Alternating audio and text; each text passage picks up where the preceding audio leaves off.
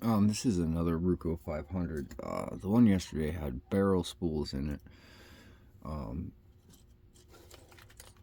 This one,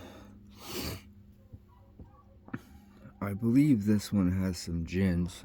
It would help if I had the right tension tool. I'm gonna start out with my Jimmy Long's deep reach hook and Peterson's pry bar in 40 thousandths.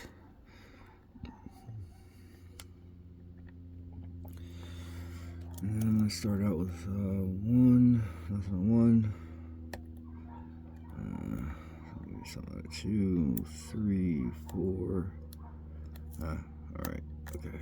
1, 2, 3, 4, 5. Puts it into a little falset. 1, 2, 3. Puts it a little bit farther.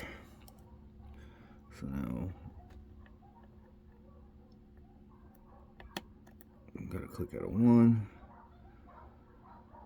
2, 3, 4, 5. So I'm gonna switch to a short hook. Maybe got something out of 2, 3. Maybe something out of 4. Okay, so and I dropped some stuff. 1, 2, 3, 4, 5. And I probably dropped everything. 1, 2, 3, 4, 5. We're back into the full set.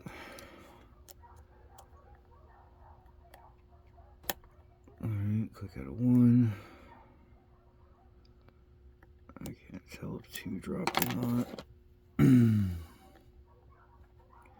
It did. So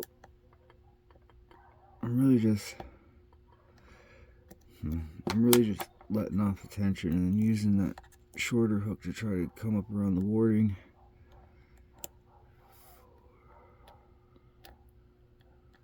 1, 2. I overset something.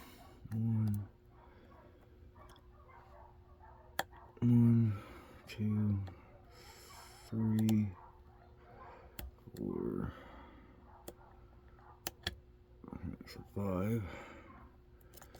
We'll go 1, 2, 3. So one should, maybe one's not set. One might be 2.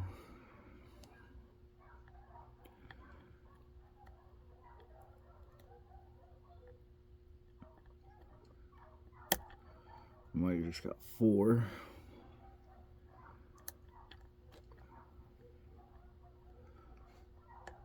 There's 1, 2.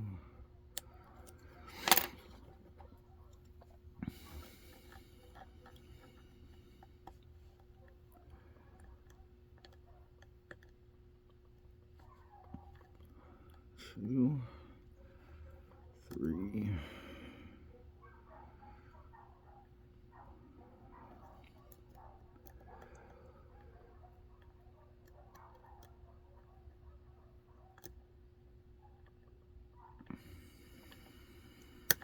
4. Okay. Yeah. So there's some gins in this, and I just use my long hook to get it to go into the deep falset, and then 1 I could just let off a little tension and push it up over. 4, same thing. I just bounced this up and down until that little gin went up through the counter milling.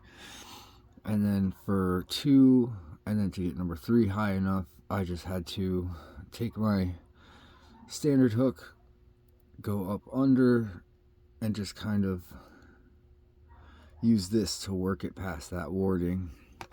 But that is the Ruko 500 with gins. And just so you know, this is the key and this is the warding. So it wasn't, you know, it wasn't a crazy up and down.